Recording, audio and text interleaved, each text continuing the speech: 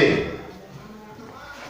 quand tu marches avec Dieu, marche selon ses principes, vis selon ce qu'il te dit. Amen. Ne fais pas ce que tu veux. Ne marche pas comme bon te semble. Ne fais pas ce que ton cœur désire. Interroge-le en toutes choses, afin que tu puisses faire ce qu'il te demande de faire. Voilà ce qui importe. Amen. Que Dieu soit loué. Que Dieu soit loué. Amen. Les fils d'Aaron, Nadab et Abihu, sont morts parce qu'ils apportaient devant l'Éternel du feu étranger. Lévitique 10, verset 1. Lévitique chapitre 10, verset 1. Les fils d'Aaron, Nadab et Abihu sont morts parce qu'ils apportèrent devant l'Éternel du feu étranger. Ils ont apporté du feu étranger. Lévitique chapitre 10, verset 1 à 2. Lévitique chapitre 10, verset 1 à 2. Vous voyez, voilà des personnes qui sont consacrées dès leur enfance, qui font partie de la famille des Lévites, et donc qui servent Dieu, qui ont reçu une onction spéciale, qui a un feu. L'onction est symbolique à un feu. Le feu de l'esprit était dans leur vie. Et ils se lèvent un matin, ils s'envoient un feu étranger, ils s'envoient ça dans la présence de Dieu. Dieu les a frappés. Quand tu as appelé et que tu t'es consacré, que Dieu t'a octroyé son onction, il ne faut pas aller chercher l'onction étranger. L'onction étranger, c'est quelqu'un qui cherche ceux qui sont peut-être laissés au Ghana. Quand tu es au Ghana, il y a une femme démoniaque qui est là, c'est une nation qui va passer là. Et des vieillards, ils viennent mettre les bouches, ils têtent, comme des bébés. T'es soi-disant pasteur, ça va têter saint. Quand tu finis de têter saint de Dieu, démon là, on dit qu'il y a une certaine onction qui descend sur ta vie. Et cette onction, quand il faut comme ça, les gens tombent. Ils vont te dire, mais ce que tu as fait hier, ce que tu penses. Ils vont te dire ton numéro de téléphone, tout. Où tu dors. Partout où tu es passé, qu'on te dit. C'est l'onction d'un feu étranger. D'autres, ils font des rituels. D'autres, ils vont prendre cela avec la reine de la côte. Ils tissent un pacte avec la reine de la côte. Le feu étranger. Alors que Dieu t'a appelé, il y a son feu en toi. Il suffit de se consacrer. Ce qu'il refuse, c'est la consécration. C'est tout. Ces personnes ne veulent pas avoir une vie soumise à la parole de Dieu, soumise au Saint-Esprit. Il ne veut pas marcher dans la sainteté véritable. Il ne veut pas se détenir de leur péché. Il ne veut pas payer le prix de l'onction. Car le prix de l'onction, c'est le fait de vivre une vie de sainteté véritable et de se consacrer véritablement à Dieu, de se laisser vouer à Dieu. Car celui qui a appelé qu'il y a une certaine onction, il gêne beaucoup. Il gêne beaucoup et il prie beaucoup. Amen. Il gêne beaucoup, il prie beaucoup. Évitez que les enfants ne fassent des va-et-vient. Amen. Il gêne beaucoup, il prie beaucoup. Gloire à Jésus-Christ. C'est ce prix-là que eux, ils ne veulent pas payer. Donc ils prennent un raccourci pour chercher le feu étranger, pour envoyer ça dans la présence de Dieu. Comme les fils de Aaron, Nadab et Abihu. Vous et nous, qui voulons être sauvés, nous ne devons pas faire cela. Alléluia. Notre Dieu est puissant. Seulement ce qu'il demande à nos vies, c'est que nous ayons une vie qui est vouée à lui. Une vie qui est soumise à lui, une vie qui cherche sa face dans les jeûnes de prière et toute la parole de Dieu et qui vit selon la parole de Dieu, qui vit selon le Saint-Esprit. Voilà ce que Dieu veut. Amen, amen. Et puis, on va lire Lévitique 10, verset 1 à 2. Les fils d'Aaron, Nadab et Abihu, prirent chacun un brasier, y mirent du feu et posèrent du parfum dessus. Ils apportèrent devant l'Éternel du feu étranger, ce qui ne leur avait point ordonné. Alors le feu sortit de devant l'Éternel et les consuma. Ils moururent devant l'Éternel. Le feu de Dieu est sorti devant l'Éternel. L'Éternel était là dans le sanctuaire, dans le tabernacle, dans le lieu très saint, entre les deux chérubins. L'Éternel là, il est vraiment représenté par un feu divin. Ce n'est pas un feu qu'on allume, un feu divin qui est allumé. Donc le feu est sorti de devant l'Éternel, est venu les consumer, ils sont morts. Sur le champ. Ils sont morts. Voilà ce qu'il dit la Bible. Ceux qui cherchent le feu étranger, qui envoient ça dans les appels, ils se détruisent. Ils se détruisent. Ils se détruisent. Ne cherchez jamais le feu étranger pour envoyer ça dans la présence de Dieu. J'ai expliqué ce que c'est que le feu étranger. Ne cherchez jamais le feu étranger. N'allez pas prendre des potions magiques. N'allez pas faire des rituels pour manifester une onction étrangère. Un feu étranger. N'allez pas péter les saints. N'allez pas casser des pactes. Non, non et non. Consacrez-vous, payez le prix avec le Seigneur. Ayez une vie soumise à la parole de Dieu. Méditez la parole de Dieu. Suivi d'une vie soumise à cette parole. Suivi de la marche vers le Saint-Esprit.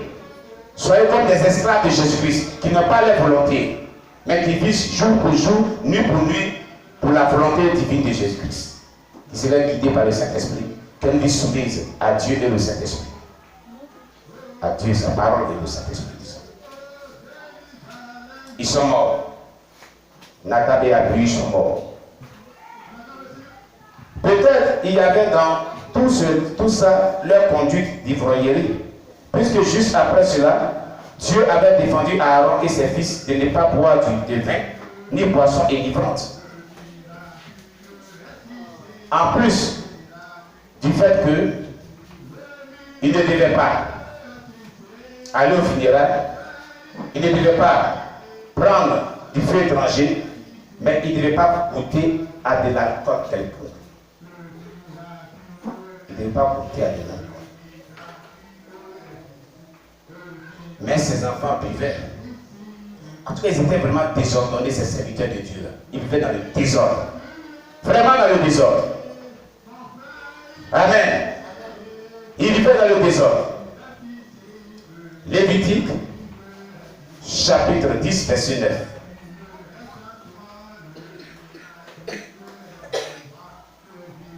Il est dit, tu ne boiras ni vin, ni boisson enivrante, toi et tes fils, avec toi, lorsque vous entrerez dans la tente d'assignation, de peur que vous ne mouriez. Ce sera une loi perpétuelle parmi vos descendants. Regardez, il a dit, lorsque vous rentrez dans la tente d'assignation, vous ne devez pas boire. Ça veut dire qu'ils buvaient, hein? Mais c'est quand ils devaient rentrer dans la tente de l'assignation qu'ils ne devaient pas boire. Mais je crois que c'est ce que tu avais dit, pas qu'ils buvaient. Tu n'as pas dit qu'ils buvaient. Mais dit, lorsque vous rentrez dans la tente d'assignation. Amen. Mais je ne croyais pas qu'ils buvaient. Non, ils ne touchaient pas l'alcool. Ils ne touchaient pas au vin. À cause de cela, ils peuvent qu'ils ne meurent. Amen. Dieu était sévère là-dessus. Très sévère. Regardez les principes de la consécration. Qui étaient très rigides. C'est la mort, la mort, la mort seulement. Tu fais ça, c'est la mort. Tu fais ça, c'est la mort. Tu fais ça, c'est la mort. Cette mort-là, au temps de la grâce, est représentée à la mort spirituelle. Pas la mort physique immédiate. Mais la mort spirituelle, et dans cette mort spirituelle, Dieu va te dire pourquoi tu es mort spirituellement. Et il laisse vraiment ce temps-là pour que tu te répondes, pour que tu puisses revenir à ton niveau. On est au temps de la grâce. Pourquoi on est au temps de la grâce? Ceci était à l'état-là. Beaucoup étaient morts. Beaucoup de serviteurs sont morts. Mais aujourd'hui, cette mort immédiate-là, Dieu fait qu'il soit lent à la colère. Il envoie d'abord la mort spirituelle. et il te conscientise. Il t'interpelle pour dire que tu sais pourquoi tu es mort spirituellement. Voilà ce que tu as fait, tu m'as désobéi, tu m'as désobéi. Reviens vers moi d'un cœur repentant, sincère, et je vais te pardonner, je vais te repositionner. Amen. Mais vous ne devez pas oublier une chose. Notre Dieu est un Dieu d'amour. Mais il hait le péché. Il hait le péché. Dieu n'aime pas le péché. Quand il a des interdits, il faut les respecter. Alléluia. Alléluia. Mais sous la nouvelle alliance, Dieu avait ordonné de la bouche de Paul à Timothée, prends un peu de vin pour ton impenitence et tes fréquentes digestions, disons. Amen. C'était pour un but, non? Pour se soigner. Beaucoup de personnes s'appuient sur le texte pour dire on peut prendre un peu de vin. Mais est-ce que vous êtes Timothée? Vous avez des troubles digestifs? Vous avez la maladie qu'il avait? Ceux qui parlent comme ça, c'est sur cette même maladie. Les gens cherchent des arguments pour ramener la vieille nature d'ivrogne dans leur relation avec Dieu. Ah bon? Pour ramener la vieille nature d'ivrogne. Non, non et non. Supposons peut-être que tu vas à l'hôpital, tu es malade et on détecte qu'il n'y a pas de l'alcool dans ton sang. Peut-être que le médecin te dit qu'on prend un peu de l'alcool. Ça, c'est un autre cas. Ça va dans le même sens. Amen. Mais attention. Je connais des serviteurs de Dieu qui disaient que les médecins leur ont dit de prendre un peu de vin. Et les dernières nouvelles que j'ai apprises, ce n'est plus un peu de vin, mais ce sont des bouteilles de vin qui s'alignent. Et maintenant, déjà découvert, ils s'assoient dans les maquis et il n'est plus seul, ils ont des collaborateurs. Ils sont même dans cette ville. Ils s'asseyent dans les maquis. Ils déposent des vins. Et ils boivent. Alors que ce problème de maladie était déjà passé. Mais voilà pourquoi ils sont rentrés dans le filet de Satan. Et c'est suivi maintenant des adultères, impudicité. Attention, l'esprit d'ivrognerie attire toujours la fornication, le péché sexuel. Il attire, ils vont de pair.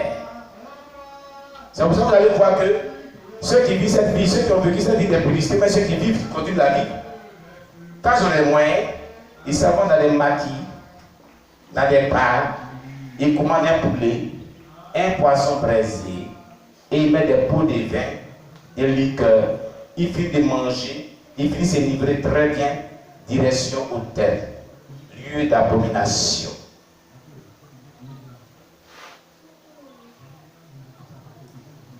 Que l'Église ne participe pas à de tels actes au nom de Jésus. Car Dieu nous a pas appelés à cela. La Bible dit que Dieu nous a appelés à la sanctification et à la crainte de l'Éternel. Amen, amen. Amen, amen. Voyez, tu ne bois ni vin, ni boisson délivrante, toi et tes fils avec toi, lorsque vous entrerez dans la tente d'assignation, de peur que vous ne mourrez. Ce sera une loi perpétuelle parmi vos descendants. Lorsque vous allez rentrer dans le temps, vous ne devez pas boire. Est-ce à dire, en dehors du temps qu'ils avaient accès à l'alcool? Dieu se le sait. C'est ce qui est écrit. Amen. C'est ce qui est écrit pour nous. En Jésus, on dit, que nous rapporte ce texte? On dit, voilà.